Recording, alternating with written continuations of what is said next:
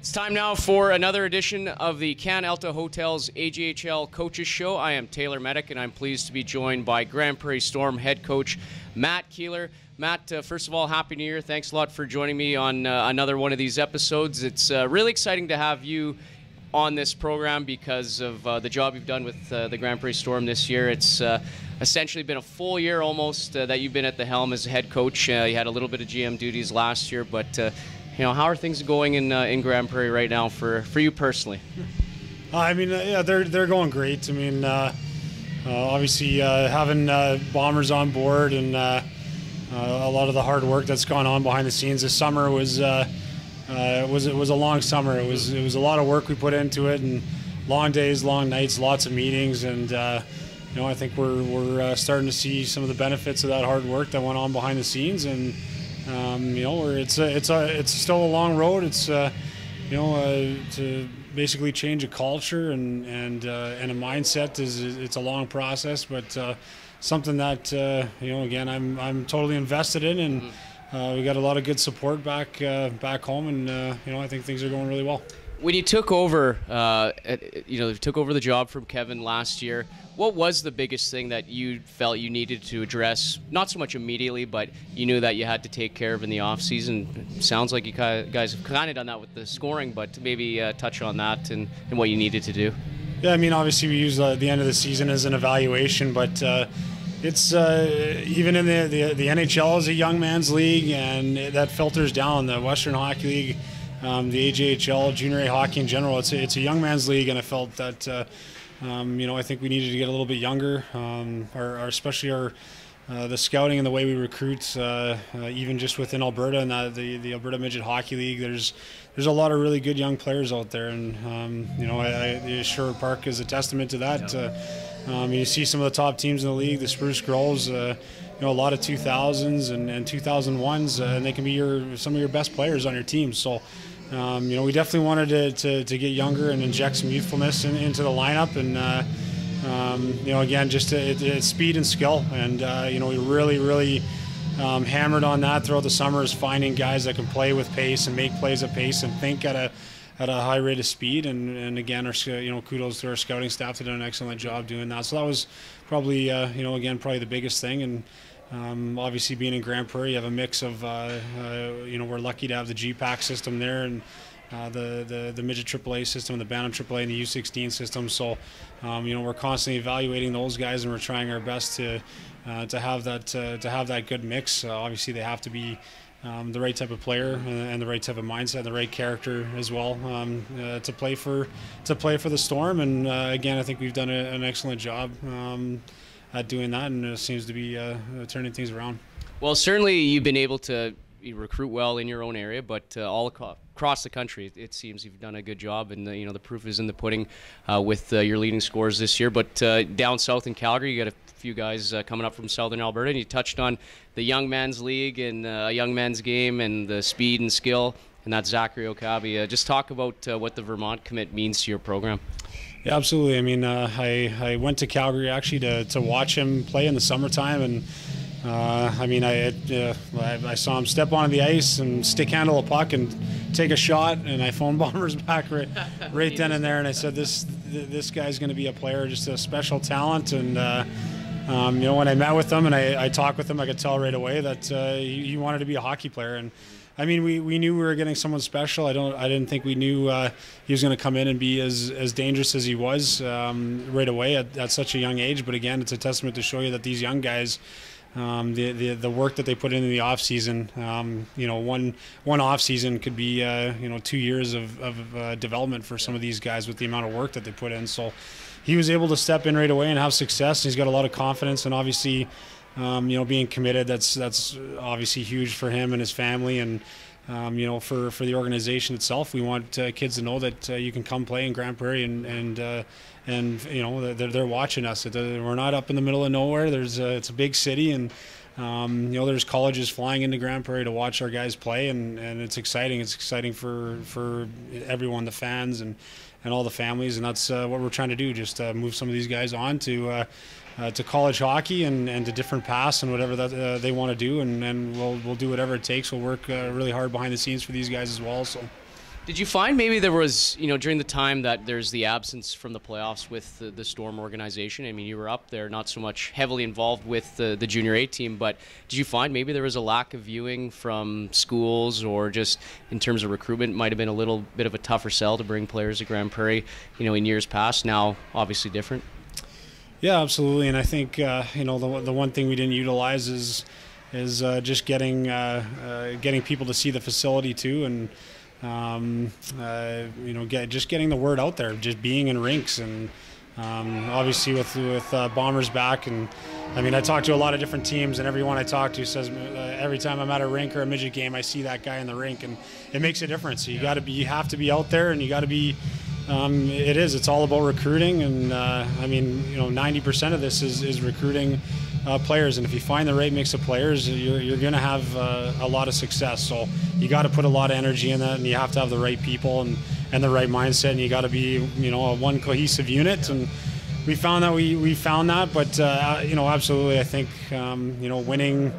winning breeds success in other different areas and different aspects. And I think that's one of the things that we really wanted to focus on this year is being higher in the standings. Obviously, a goal of ours is to get home ice advantage moving into the playoffs. And it's Grande Prairie is an excellent place to play junior hockey. It's quite a large city, and again, the facility is amazing. And the way that the kids are treated there, and the fan base that we have, and it's an exciting opportunity. So we just wanted to get that message out there, and have kids experience that. A lot of our affiliate players, we felt, were playing on the road, so we're trying to do a good job of getting affiliate players to play up at home and experience what it's like to be in Grande Prairie as well. And I think we've done a good job at that. And we just got to keep going, kind of in year one here, and we want to be a perennial playoff team. We want to be a premier destination for kids in Alberta to play. Well, let's talk about some of the guys that you brought in the summer, and you mentioned a busy summer for you and Mark Bombersack, the GM of the Storm, and the two French players up front for you, Justin Bernier and Edward Michonne. They've just been fantastic, not only for you guys just to watch, and really good for the league as well. Just touch on their efforts for you this year. Yeah, I mean, it's Michonne. Both of those guys, again, it's just a combination of a lot of hard work and making about 1 million phone calls on the cell phone. And again, we you look at the points that those guys put up out in Quebec and in the Junior A League, and it's hard to really know what those points are going to equate to when they come to Alberta. And it's a completely different game. So again, we knew they were going to be fast and skilled, but putting those two together, man, they've just found a chemistry, obviously, and they love playing together, and they're just again that combination of speed and skill and think at a high pace, and when they're going, they're going. And obviously Dallas Como we've put on that line now, so again 3 20-year-olds, and they all seem to be contributing every single night, and there's a ton of speed on that line, and it makes the young guys better too. And even just in practice, the way they handle themselves, they've played in big games. They've won at every level they've been at. Michonne was at the World Junior A Challenge, and so a lot of things are happening there too, where young guys get to see how they prepare for games, how they prepare for practice, how hard they work in practice. And again, I think it's been great for the young guys, especially young guys like Okabe too. To see those guys and how hard they work and everything that goes into just being a hockey player. So those are the biggest things I think that obviously that they brought. Again, obviously the points, and every night they're scoring big goals. When we need a goal, that line, you put that line out in big situations, and they seem to find a way, and that's a sign of obviously a good line. So we hope they continue that into the new year, and they're going to be a big part of any playoff push that we want to do. Yeah, certainly tough to defend it, and teams have to certainly match well or put the right guys out at the right time when they're playing you. I want to ask you about kind of the veteran presence in terms of guys that have been Storm players for 2 or 3 seasons, the Volmans, the Cote, Dallas Como as well. How exciting is it to see them? They were 3-year guys a couple of years ago. They were on this team that didn't have a whole lot of success. Now they're seeing it. What's it like working with those guys from then to now? Yeah, I mean, I guess the good news is I have a good relationship with a lot of those guys. They came through the GPAC system, so I've known them for quite a while. And to be honest, they're like the heartbeats of the team and of the Peace Country. They come from hardworking families up there, and they're farmers. They're they in the summertime they're working. They understand real life and real life situations, and it's just character. Yeah, like you want those guys on your team, right? And they protect their teammates at any cost. And again, the stuff that they do off ice, raising money for different organizations, all the stuff that they do off the ice is. They're well known in the community. They're the Cotes, the Volmans. They're everywhere. They're around, and they're talking, and the kids love them. They're so it's special having those guys around, and it's special for the organization. And they're second generation players. Some of them they might even be third generation players. So it's there's a lot of family ties to the organization. So they're very, very proud to wear the Storm jersey. And like I said, they want to win too. Everyone wants to win, and they're very happy to be part of it, and they're learning too, and they're obviously seeing new ways of how to do things, and they're buying in. So it's again, it's a kind of a great mix, and we're just trying to find a way to put it all together and get some wins, string quite a few wins together, and not so much up and down. And but yeah, it's a daily. It's just working at it daily. But we're obviously really excited to have all those guys, and they're going to be a big part moving forward too. Well, we'll get to. I'll quickly ask you just about your defensive core, and you mentioned young guys on your team, and you got some veterans in the mix. That's really amalgamated on the blue line with a guy like Tyrell Boucher, and then Parker Hubner. You mentioned having guys with championship pedigree. Yep. He's one of them. Just talk about the makeup of your blue line so far this year, and really kind of the identity of it right now. I know your goals for and goals against are kind of even with a high-scoring team. That's not the greatest, but just touch on the guys that you have on the blue line. Yeah, I think, and it's been an adjustment for those guys playing with some of the forwards that we do have, right? So there's obviously Tyrell came in as an affiliate last year for us, and played a couple games right before Christmas time, and he played himself on the team. Like, we had no choice but to take him for the rest of the year, and we knew this was going to be a big year for him. And he's done an excellent job. He's that prototypical two-way defenseman, and moves pucks, and very intelligent, and we're very lucky to have him. And obviously acquiring a guy like Hubner, we wanted to add some speed, a little bit of skill, someone that can provide some offense from the back end, and I think he's just starting to find his way again. Totally different team, and he's done a lot of winning and has a lot of experience too, which is we're hoping is going to help moving down the stretch here as well. And obviously adding a guy like Rutledge, who a lot of Western Hockey League experience, but we felt we needed to get bigger and some size back there, and we're happy with our guys. And again, a player like McPherson from Calgary, who's a 2000, plays midget AA last year and comes to camp, and again plays his way on the team. You're sitting there watching in camp, going, wow, like these young guys showing that what a summer can do for a player if they want it that bad. And again, another guy that's come in and done an excellent job. Unfortunately, he's got a hand injury, and we have had a lot of injuries on the back end, and we really felt we haven't had a chance to evaluate the whole back end as a whole yet, because we haven't been healthy at the same time. But moving forward here in the next couple of weeks, we're expecting everyone to kind of be back and be healthy, and hopefully we can hopefully that'll help out, especially with the goals against back there, and get some of that size and strength back again. And I'll ask you about Charles-Olivier Levesque. It seems like he's a goaltender that maybe just finding his way in the league right now. I mean, it is an adjustment coming from Major Junior to Junior A. I find it's almost harder to be a goalie at the Junior A level than it is Major Junior, just because there's much more structure at the higher level.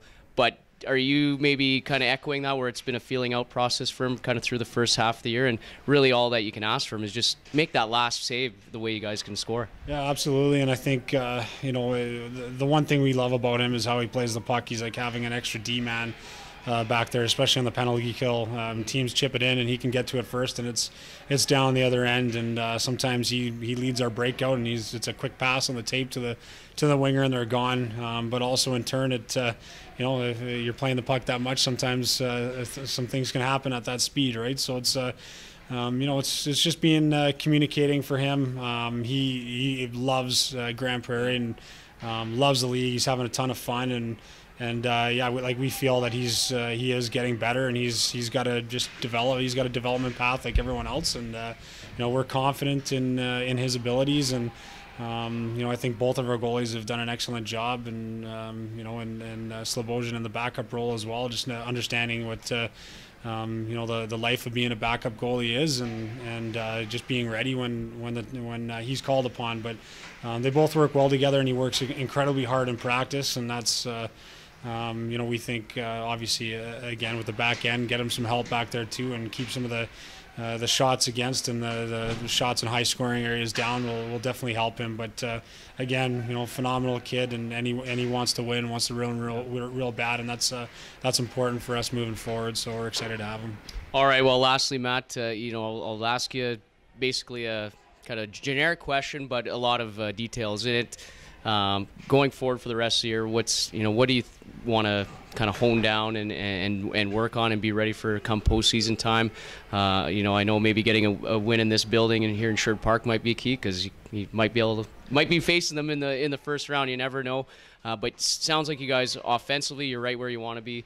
Maybe it's just honing the defensive side of the game. What are you expecting down the stretch here going into the playoffs? Yeah, absolutely. It's we break kind of like what we do on the ice into three portions. It's what we do with the puck, our play without the puck, and then our special teams. So we felt our special teams and our play with the puck has been excellent. There's no doubt about that. We're very happy where that is, but it's our play without the puck. And just getting guys to buy into understanding that if you take care of your own end first, you're going to create more opportunities for yourself. And a guy like Michonne is someone that I use like that. Like when he's really going, he's like a Datsuk. He steals pucks off guys in the neutral zone, and then bang, he's gone the other way, and he's scoring goals, right? And when he's playing that way defensively, and he's the first one on the back check, and he's creating turnovers with his speed and he's just got an excellent stick.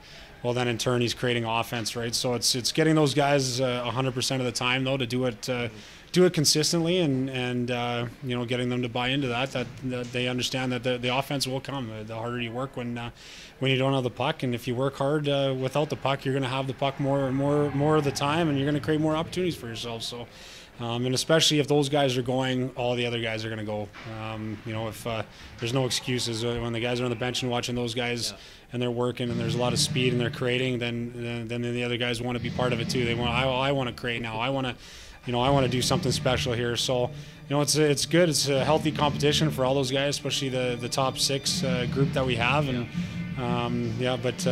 we definitely want to fix and keep working on our play without the puck, and that's not just our goaltending, that's the defense, and that's the forwards especially too. So it's the group as a whole, and that's something that we're definitely going to focus on. And we felt we haven't hit our stride yet. And when you look at the playoffs and how the season usually goes, it's I look at that as a good thing. We want to make sure that we're starting to hit our stride at the important time. And we haven't we've had some good slides and we've had some bad slides, but we really felt like we haven't really put it all together for a long time yet. So in my mind, and the rest of the coaching staff, we look at that as a positive, and we got to find a way to get there. And once we do, we think we'll be maybe there's something there, and we can have a good run. Well, it should be exciting down the stretch, and it already looks like things are coming to fruition. A big 5-1 win against Spruce Grove in this road trip. So just want to say, again, thanks a lot for joining me here, and good luck the rest of the way. All right, thank you very much for having me. All right, Matt Keillor, the head coach of the Grande Prairie Storm here on the AJHL Canalta Hotels Coaches Show. Stay tuned throughout the new year for more of these on the league's YouTube page.